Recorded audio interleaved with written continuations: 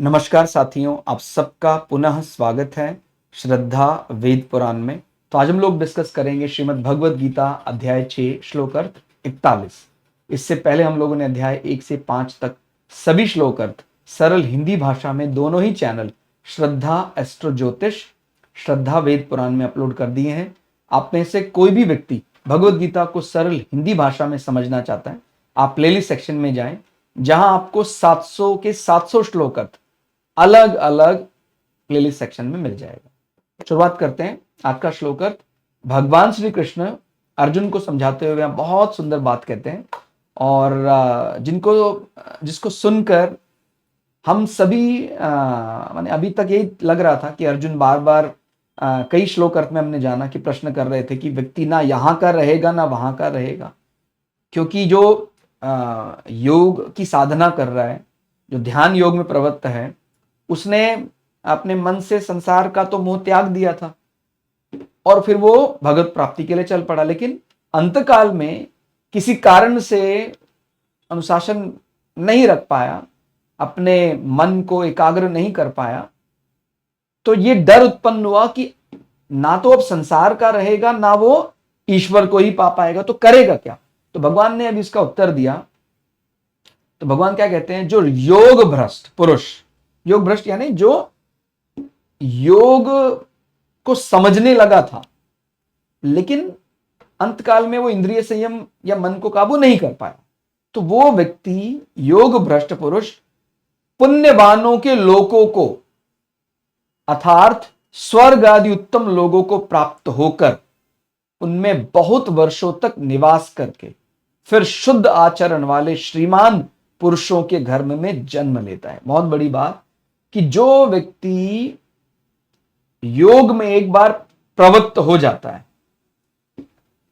वो क्या है ध्यान योग, उसको जानने लग जाए और किसी कारण से उसका इंद्रिय संयम नहीं हो पाया पूरा, फिर भी अगर अंतकाल में उसका ध्यान भंग भी होता है, फिर भी बोलते हैं कि वो योग भ्रष्ट पुरुष जो पुण्यात्माएं जहां जाती हैं, माने स्वर्ग की कामना करते हैं, अलग अलग प्रकार के यज्ञ करते हैं। आप समझ रहे, पुण्यात्मा का मतलब यहां पर जो पाप और पुण्य के अंतर को समझ रहा है, क्योंकि जो मोक्ष की साधना में लगा है वो पाप और पुण्य से अपने आप को अलग करना चाहता है। वो कहता है कि भाई मुझे इन सब चीजों से अब कोई वास्ता नहीं है, मुझे स्वर्ग और नरक के अंतर को समाप्त करना है। ठीक हो गया, वो स्वर्ग उसकी कामना नहीं थी, वो तो मुक्ति को ही चाहता था, लेकिन वो अपने मन को नियंत्रित नहीं कर पाया। तो भी एक बहुत बड़ा हमारे लिए एक आश्वासन मिल गया कि चलो प्रभु, हमारी मेहनत बेकार नहीं हुई, हम उस मार्ग पर चल तो पड़े थे भगवत प्राप्ति के, हमें पूरी तरह पता नहीं था, मन हमारा काबू हुआ नहीं, तो अंतकाल में यदि कुछ मन से कुछ गलत धारणा आ गई तो क्या हमारा सारा पुण्य या कहीं हमारे भगवत प्राप्ति के लिए किया गया प्रयास नष्ट हो जाएगा। तो भगवान कह रहे हैं कि भाई आप उन्हीं लोकों में जाएंगे जहां बड़े बड़े यज्ञ कर्म से प्राप्त पुण्यों को लेकर आत्माएं जहां जाती हैं। मैंने आपने जो यज्ञ किया, आपने कोई स्वर्ग की कामना से बड़ा अनुशासित होकर यज्ञ किया, उसके प्रभाव से आप स्वर्ग में गए। और जो एक साधक है, जो एक ध्यान योग में प्रवृत्त साधक है, वो तो स्वर्ग की कामना भी नहीं कर रहा है, वो तो केवल भगवत प्राप्ति की कामना कर रहा है। उस भगवत प्राप्ति के कामना वाले व्यक्ति को किसी कारण से कुछ कमी रह जाती है, उसके माने अंतकाल में उसको कुछ ऐसा इंद्रियों का जो मोह खींच लेता है, तो भी उसको अधम लोकों में जाने का डर नहीं है। ये भगवान ने आश्वासन दे दिया 41वें श्लोक में। कहां तो कोई व्यक्ति बड़ी तपस्या के बाद, बड़े अलग अलग यज्ञ करने के बाद स्वर्ग जा रहा है, और यहां पर वो व्यक्ति जो स्वर्ग की कामना भी नहीं कर रहा है, वो तो केवल भगवत प्राप्ति को जाता है। अगर वो भगवत प्राप्ति को जानना चाहता है, भगवत प्राप्ति क्या ये समझना चाहता है, केवल मन में उसके विचार आ गया है ये, लेकिन इंद्रियों का संयम अंतकाल में वो नहीं भी कर पाए, तो भी उसको स्वर्ग तो प्राप्त हो ही जाएगा। ये एक बहुत बड़ा आश्वासन भगवान ने दे दिया। हालांकि ये बात समझने वाली है कि उस साधक के मन में स्वर्ग के प्रति कोई आकर्षण नहीं, माने वो तो एक प्रकार से उसको देख ही नहीं रहा है कि क्या करना है स्वर्ग का, फिर भी उसको भगवत प्राप्ति का केवल ध्यान भर करने का ये पुण्य है कि वो रहेगा स्वर्ग में ही और अनंत वर्षों तक स्वर्ग लोक में निवास करने के बाद, निवास करके फिर शुद्ध आचरण वाले श्रीमान, श्रीमान यानी जो धन संपन्न व्यक्ति हैं, जहां अपार धन वैभव ऐश्वर्य यश कीर्ति संपदा संपत्ति भरी हुई है, श्रीमान पुरुषों के घर में जन्म लेता है। तो कितनी अच्छी बात यहां समझ में आए कि जो व्यक्ति साधना में लगा हुआ है, जो ध्यान योग, जो संसार के स्वर्ग को उसके मन में है ही नहीं स्वर्ग, लेकिन किसी कारण से अनुशासन नहीं रह पाता, इंद्रिय संयम नहीं रह पाता है, तो भगवान कहते हैं कि मैं उसको वहां से अब नीचे नहीं छोड़ने वाला हूं, उसका हाथ मैंने पकड़ लिया है। जो किसी व्यक्ति को बड़े बड़े यज्ञ करने के बाद स्वर्ग मिलता है, आपको वो स्वर्ग के दरवाजे आपके लिए हमेशा खुले रहेंगे और स्वर्ग में कई वर्षों भोग करने के बाद, हालांकि साधक के मन में स्वर्ग में रहने के बाद भी भोग प्रवृत्ति नहीं जागेगी, क्योंकि साधक ने स्वर्ग की कामना के लिए थोड़ी कोई ध्यान योग में प्रवृत्त हुआ है। वो तो ईश्वर प्राप्ति या चेतना को या शरीर को समझने के लिए वो ध्यान योग में बैठा था। आप समझ रहे हैं ना, एक सामान्य जो पुण्यात्मा वहां जा रहा है वो यज्ञ करके स्वर्ग की कामना से गया, और जो भगवत प्राप्ति के लिए बैठा है उसके मन में कोई स्वर्ग की कामना नहीं है, उसको फिर भी मुझे आपके लिए तो खुला ही है, आपको वहां के लिए तो आप ऑलवेज एलिजिबल हैं भाई। इट इज लाइक जैसे किसी व्यक्ति ने कोई बहुत बड़े एंट्रेंस एग्जामिनेशन के ट्राई किया, यूपीएससी के लिए ट्राई किया, वो यूपीएससी में किसी कारण से 19-20 से रह गया,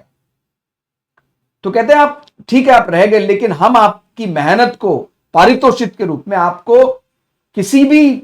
दूसरे यूपीएससी के नीचे लेवल पर आपको प्रमोट कर देंगे, आपको वहां आपको वो पहचान आपकी व्यर्थ नहीं जाएगी, आपने जो मेहनत की है। ठीक हो गया। तो ऐसे यहां पर अगर हम यहां पर कोई भगवत प्राप्ति के लिए फर्स्ट क्लास मुक्ति की साधना के लिए साधना कोई साधन कर रहे हैं ऐसा, और अगर उसमें कुछ कमी रह जाती है, हमारा मन विचलित हो जाता, तो वो आपकी जो साधना है वो व्यर्थ नहीं जाने वाली है।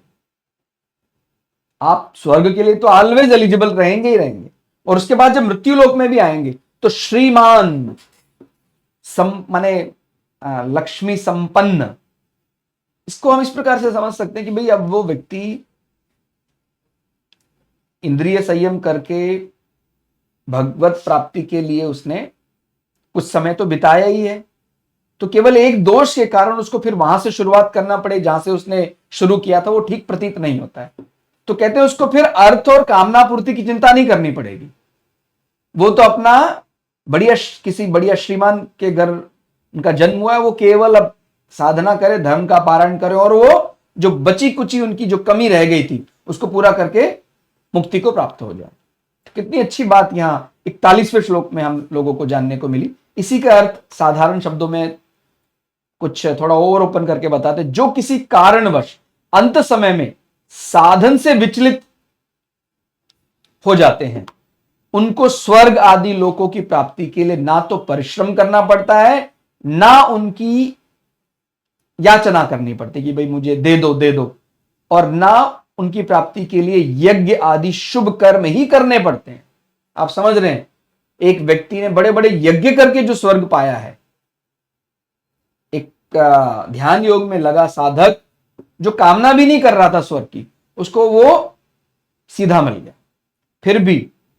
उनको स्वर्ग आदि लोगों की प्राप्ति हो जाती है। वहां रहने पर भी उनको वहां के भोगों से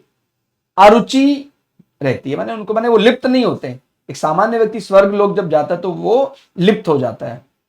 उसको आदत पड़ जाती है, लेकिन एक साधक जो है ध्यान योग से भटका हुआ या योग भ्रष्ट, उसको आपको ये शब्द देखकर घबराना नहीं, योग भ्रष्ट वो वास्तव में आप समझ रहे हैं कि जो स्वर्ग के लिए बड़े बड़े यज्ञ कर रहा है उससे ऊंची श्रेणी का माना जा रहा है योग भ्रष्ट व्यक्ति को। ठीक हो गया, क्योंकि उसका उद्देश्य भोग भोगने का कभी था ही नहीं। उसने ये तो शुरुआत में ही मान लिया था कि प्रभु मैं तो आपके लिए चला हूं, अब मन है हमारे शरीर में लगा हुआ, इंद्रियां हैं, तो उस कारण से कुछ अंतकाल में कुछ गलती हो गई, कमी हो गई, लेकिन मैंने लक्ष्य तो वही माना हुआ था कि मुझे भगवत प्राप्ति ही करनी है। जो भोग भोगने के उद्देश्य से ऊंचे पुण्य लोकों में जाते हैं, उनका उन लोकों में जाना कर्मजन्य है, परंतु योग भ्रष्ट का ऊंचे लोकों में जाना कर्मजन्य नहीं है। माने उनके लिए तो उन्होंने कोई कर्म किया नहीं कि भाई वो उन्होंने कोई स्वर्गीय कामना के लिए यज्ञ किया हो, कोई इस प्रकार का कर्म किया हो, किंतु यह तो योग का प्रभाव है, उनकी साधन संपत्ति का प्रभाव है, उनके सत उद्देश्य का प्रभाव है, जो उन्होंने सत्यता को जानने का प्रयास किया है। ठीक हो गया, वो अक्षय फल देने वाला है। अब वो एक पर माने स्थायी रूप से एलिजिबल हो गए उस स्वर्ग के लिए। स्वर्ग आदि लोगों के भोग भोगने के बाद वह योग भ्रष्ट लौटकर मृत्यु लोक में आता है और शुद्ध श्रीमानों के घर जन्म लेता है। इसका कारण आप समझ सकते हैं कि भाई अगर एक सामान्य व्यक्ति जब साधना करता है तो कई बार उसको अर्थोपार्जन कैसे होगा, शरीर की कामना पूर्ति परेशान कर सकती है। भाई वो साधना करना चाहता है तो उसको थोड़ा सा माने एक प्रकार इन सब विषयों को लेकर कि मुझे कहाँ काम करना है, किसके अंडर काम कर रहा है, इन सब थोड़ा वो इनसे निवृत्त होगा तो वो ध्यान में लगा पाएगा, नहीं तो फिर वो फंसा रहेगा। तो श्रीमान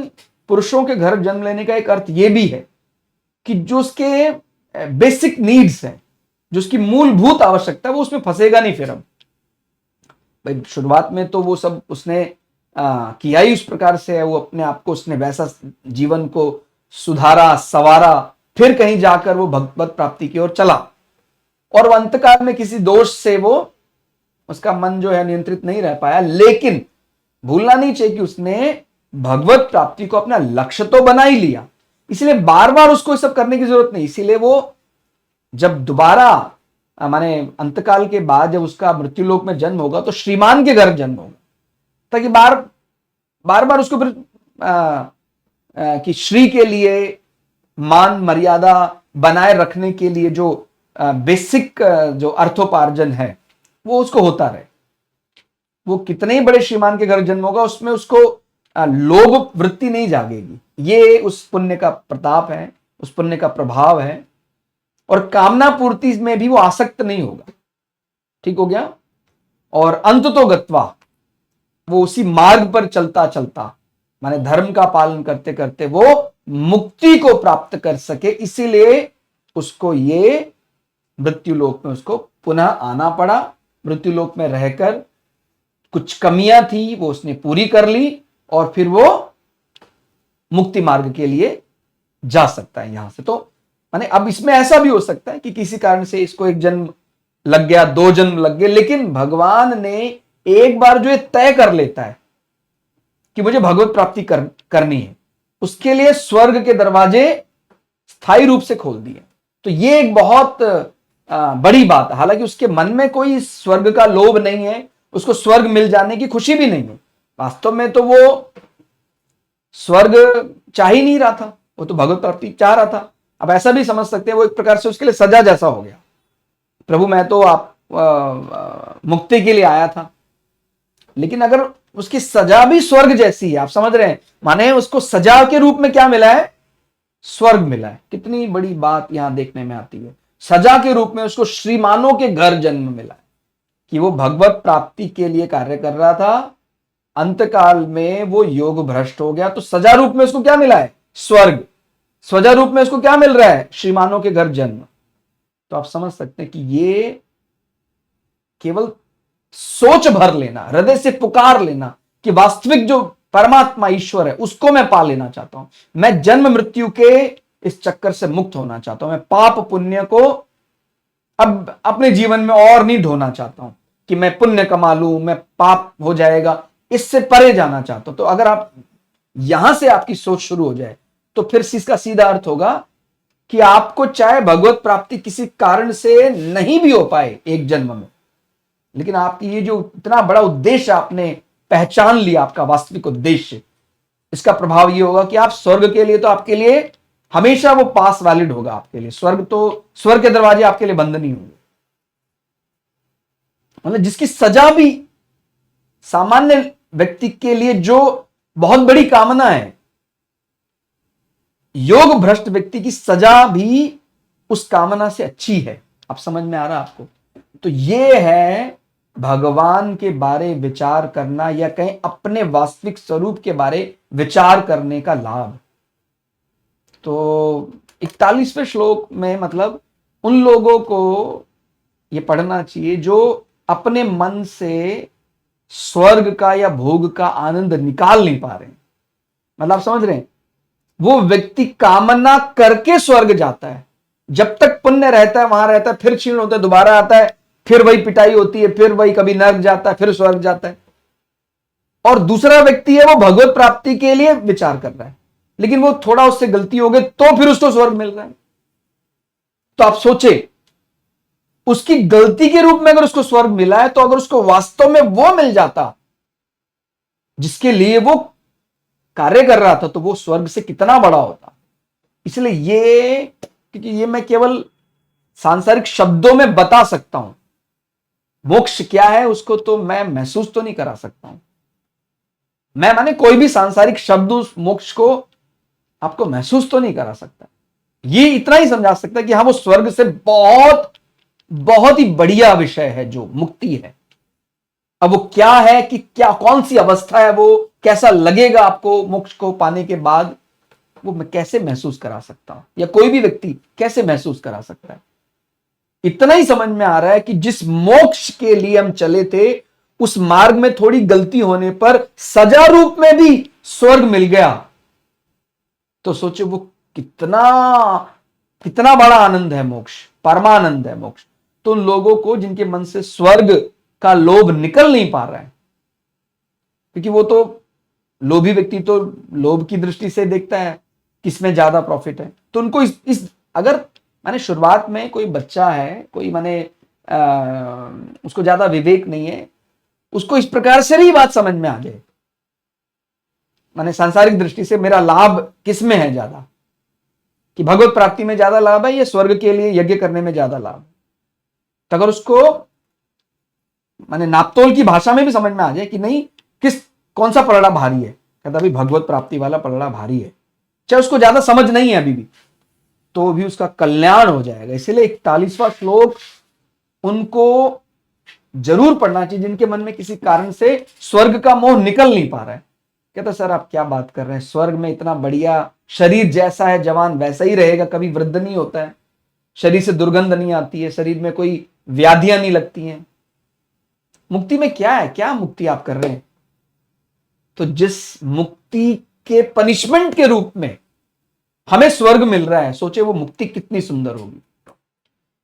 तो 41वें श्लोक अर्थ में फिलहाल इतना ही। श्लोक अर्थ आपको कैसा लगा कमेंट करके जरूर बताइएगा। मिलते हैं अगली क्लास में, तब तक के लिए जय श्री भगु पराशरा, जय श्री शुक्राचार्य, नमस्कार।